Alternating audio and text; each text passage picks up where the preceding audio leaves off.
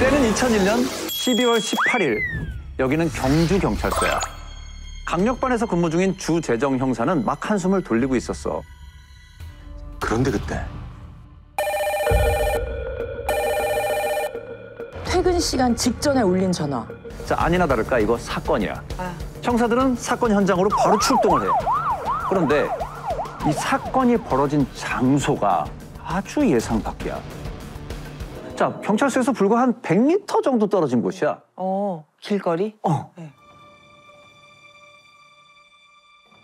경주 이 지역에서는 접해본 건 없었죠. 예. 그러니까 진짜 생소했고 이게 진짜 영화에서 보는 그런 건가 이래 생각할 정도였어요. 일어날 수 없는 일이었으니까. 어제 오후 5시 35분 조흥은행 경주지원 출장소 수속 현금 수송 차량이 본점에 입금하러 가기 위해 기다리고 있었습니다. 이때 오토바이를 탄 20대 남자 2명이 접근해 현금 3,100여만 원이 든 가방을 들고 골목길로 달아났습니다. 어머 세상에. 진짜 영화에서 벌어지던. 은행으로 현금을 수송하던 차량이 털린 거야. 세상에. 범인들이 들고 간 돈가방에는 수표와 수입 인지도 있었어. 그러니까 이걸 다 합하면 1억 8천만 원이 넘어. 굉장히 크지. 지도를 보여줄게. 자, 여기가 사건이 벌어진 곳 조흥은행 사거리야. 은행 직원인 남대리는 이곳 법원에 있는 조흥은행 출장소에서 현금과 수표가 든 돈가방을 차 트렁크에 싣고 주차장을 나왔어. 주차장부터 목적지인 은행까지는 단 100m. 아주 짧은 거리야. 남대리는 주차장을 나와서 은행 앞 내거리로 차를 몰았지. 신호를 받고 좌회전만 하면 되는데 바로 그때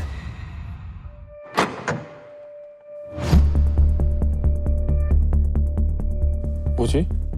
오! 트렁크가 활짝 열려 있는 거야. 뭐야? 젊은 남자 2명이 탄 오토바이가 반대쪽 골목으로 사라지는 게 보여. 그들의 손에는 트렁크 속 돈가방이 쥐어져 있어. 자, 트렁크가 열리고 범인들이 사라지는 그 순간까지 불과 10초도 걸리지 않았어. 트렁크 문을 순식간에 열고 10초도 안 걸렸을 거예요 아마. 저 문을 어떻게 열었을까? 그 의문은 곧 풀렸어. 범인이 남기고 간 물건이 바로 그 현장에 있었어. 물건을 남겼어요? 이거야.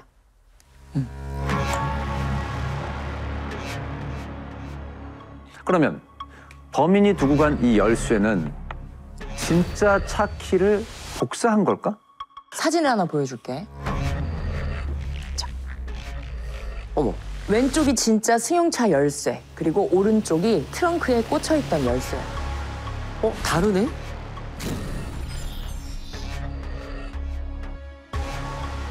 형사들은 범인들이 두고 간 열쇠로 승용차 문을 열어봤어. 안 열렸을 것 같아요. 맞았어. 열리지 않아. 그래서 그 열쇠를 차 트렁크에 넣고 돌려봤더니 열려? 바로 열려. 비밀이 바로 트렁크 잠금 장치에 있어. 형사들이 그 트렁크의 잠금 장치를 뜯어보니까 8개의 핀 중에서 4개가 부러져 있었대. 오. 그래서 진짜 열쇠가 아닌 모양이 다른 열쇠를 넣고 돌려도 쉽게 열렸던 거야. 그러니까 범인들은 사전에 잠금 장치를 조작을 해놓은 거야. 그렇지, 해놨던 거였어. 일명 트렁크 따기 수법. 혹시 들어본 적 있어? 트렁크 따기. 주형사도 한 번도 들어본 적 없었던 신종 범죄 수법이야. 자, 한번 상황을 살펴볼게. 먼저 현금 수송을 하는 전용 차량이 있다고 했지? 당시 경주에 있는 은행 출장소만 14곳. 그런데 전용 현금 수송차는 단 3대밖에 없었대요. 그래서 은행 직원의 일반 승용차로 어머. 현금을 수송하고 있었던 거야. 그렇다면 돈가방의 보안 장치는 작동이 됐을까? 작동이 안 됐겠지. 작동하지 않았어. 왜냐? 일반 가방을 가져왔거든. 범인들은 이런 사정을 모두 알고 있었던 걸로 보여. 그래서 트렁크 잠금 장치를 미리 조작해둘 수 있었던 거야. 그렇지. 사건 해결의 열쇠는 현장에 있다. 현장에 있다.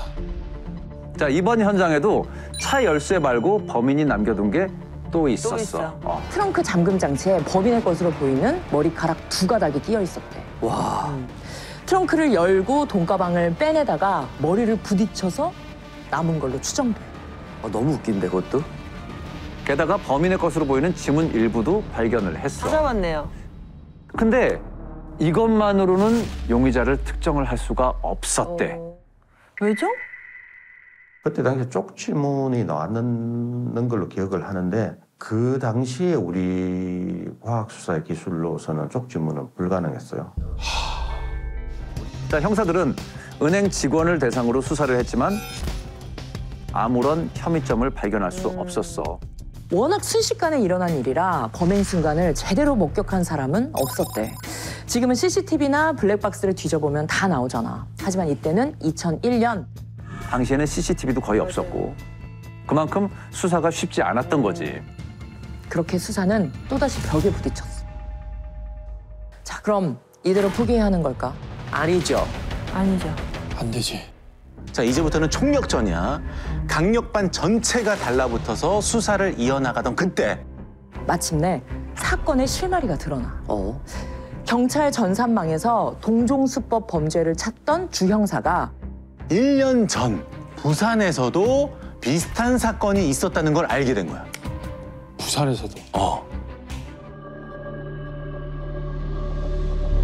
한빛은행 출장소에 직원들이 현금을 이송하려고 사거리에 신호를 대기를 받고 있는데 갑작스럽게 뒤에 트렁크가 탁 열리는 소리가 나서 뭐지 하고 이렇게 뒤를 쳐다보니까 트렁크가 열려가 있고 그래서 쫓아나가 보니까 오토바이에 젊은 사람이 한 명 타가 있고 그 현금을 훔쳐가지고 오토바이 뒤에 타고 도주한 사건이 발생했었습니다. 오, 똑같네. 자, 1년 전 부산에서도 바로 그 트렁크 따기 범죄가 일어났었던 거야. 이 사건 동일범의 소행이 분명하다. 그래서 주 형사는 바로 부산으로 내려갔어. 부산 남부경찰서에서 캐비넷 하나를 열어줘.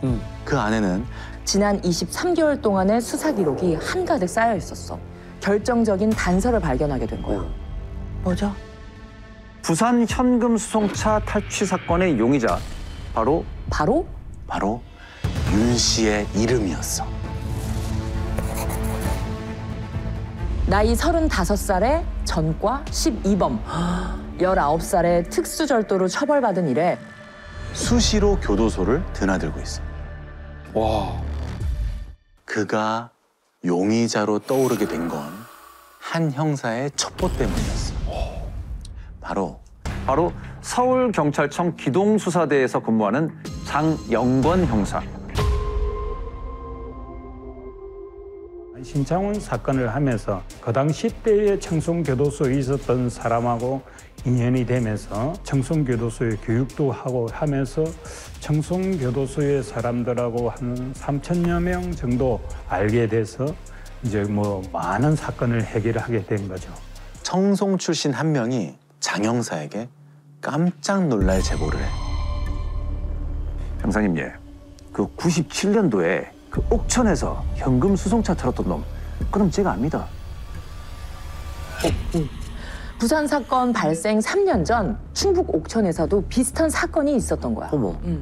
그 용의자가 바로 윤 씨였어. 윤 씨였어. 윤 씨였어. 장 형사는 수사과장의 호출을 받아. 이번에 합동수사단이 편성됐으니 경주로 내려가 보게. 경찰청장의 지시로 경주경찰서와 경북경찰청 그리고 서울경찰청의 대규모 합동수사가 시작이 된 거야. 합동수사단의 형사들은 유력한 용의자인 윤 씨의 행적을 철저히 수사하기 시작했어. 그러다가 윤 씨 주변에 있는 또 다른 인물들의 존재를 알게 돼. 전과 10범의 최 씨. 그리고 전과 8범의 김 씨. 3명 다 동갑내기로 청송교도소 출신이야. 자, 형사들은 매일 잠복 수사를 하면서 세 사람의 동태를 살폈어. 자, 과연 수상한 점 발견했을까? 있었을 것 같아. 발견됐어. 아니야. 안 됐어? 너무나 평범해. 아씨. 그러던 어느 날 마침내 결정적인 단서를 잡게 돼. 그때 당시에 최모 씨의 그때 이제 가정을 꾸렸는데 김 씨라고 여자가 있었거든요. 그 사람에 대해서 이제 동선을 우리 다시 이제 본 거죠. 다시 쫙 살펴보니까 그 사람이 휴대폰을 그 시간에 가지고 있었던 거죠. 일부러 알리바이를 만들기 위해서 부인한테 줘서 다른 지역에 보냈다. 또 다른 용의자 최 씨가 알리바이를 조작한 정황이 드러난 거야. 자, 그럼 이제 어떻게 해야 돼? 체포해야지. 잡아야지. 형사들은 그동안 모은 증거들을 정리했어. 장 형사가 촬영한 윤 씨의 영상과 그리고 윤 씨로부터 회수한 도난수표, 청송 출신 정보원들의 증언, 그리고 마지막으로 최 씨가 알리바이를 조작한 정황 증거까지. 모든 수사 자료를 증거로 드디어 체포영장을 신청했어. 그럼 체포영장은 나왔을까? 인정이 됐을까? 증거로? 됐을 것 같은데? 경찰은 오늘 울산의 한 카센터 사무실에서 35살 윤모 씨 등 용의자 3명을 붙잡았습니다. 범행에 사용된 승합차와 오토바이도 발견됐습니다. 이들은 이 벤 승합차 뒷트렁크에 훔친 오토바이를 싣고 다니며 전국을 무대로 범행을 저질렀습니다. 세상에. 용의자를 체포하면 경찰은 36시간 안에 구속영장을 신청해야만 해. 네. 하지만 아직 정황 증거만 있을 뿐 다른 증거를 찾지 못하면 그대로 풀어줘야 할 수도 있어. 그런 상황이 되면 이제 보통 뭐 형사에 따라서 달라지는데 마음을 움직여야죠. 본인도 이제 가정 꾸렸는데 나와서 새 출발한다고 생각해야지. 빨리 살고 나와서 부인하고 지금 하는 거 유지하면서 살면 새 사람 같이 살면 안 되겠나.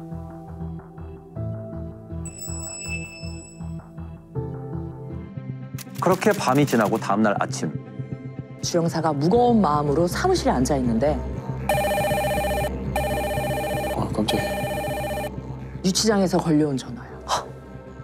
사실대로 다 얘기하겠습니다. 마음을 열었다. 마음을 열었다.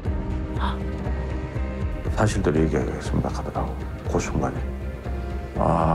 진짜 이거는 뭐 형사하면서 그때는 그 순간이 뭐 진짜 대단한 상황이죠. 말이 안 나올 정도로. 울산시 남구 방어진 용연 앞바다에서 용의자들이 경주 조홍은행 현금 수송 차량에서 훔친 가방이 올라옵니다. 경찰이 용의자 35살 최모 씨로부터 범행 일체를 자백받고 오늘 해내를 동원해 바다를 수색한 끝에 찾아낸 것입니다. 용의자 3명은 훔친 현금 3,100만 원을 나눠 가진 뒤 흔적을 없애기 위해 사용할 수 없는 수표를 바다에 버린 것입니다. 자, 이제 범행의 확실한 증거를 손에 넣었어. 네. 그러자 굳게 입을 다물고 있던 이 주범 윤 씨도 마침내 입을 열기 시작했어. 그 냇가차로 움직이면서 은행 직원들의 움직이는 통태를 다 파악을 하고 있었던 거죠. 그렇게 모든 걸 다 파악한 뒤 사건 전날 밤 현금 수송차가 주차된 곳을 찾아가서 미리 트렁크 잠금 장치까지 다 조작을 해둔 거야. 그리고 범행 당일 이 모든 범죄의 설계자인 윤 씨는 직접 범행에 나서지 않아. 용의자로 해서 조사를 받은 적이 있기 때문에 이 사건이 터지면 본인을 찾아올 것이라는 걸 예상을 했겠죠.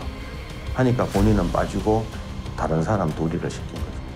범행의 준비부터 실행. 그리고 사후 대처까지. 어때? 모든 과정에 빈틈이 없어. 빈틈이 없어. 그 친구들은 전과가 벌써 뭐 10개 이상씩 되는 사람들이고 실형을 살아가는 사람이기 때문에 거기 안에 교도소에 있으면 연구하는 게 그런 거죠. 내가 어떻게 하면 안 붙잡히고 범행을 할까? 이렇게 생각하는 사람이 많다고 봐야 되겠죠. 완전 범죄 가능한 걸까요? 완전 범죄는 없다. 언젠가는 완전 범죄라는 게 없기 때문에 잡힌다. 그 완전 범죄를 막으려면 그 뒷받침 돼야 되는 거는 또 형사 역량, 또 집념이 있어야 돼. 나쁜 놈도 잡아야지. 범죄꾼들 잡아야지. 이 목표로 하는 거죠. 그게 형사라고 생각하니까. 오늘 이야기는 여기까지야.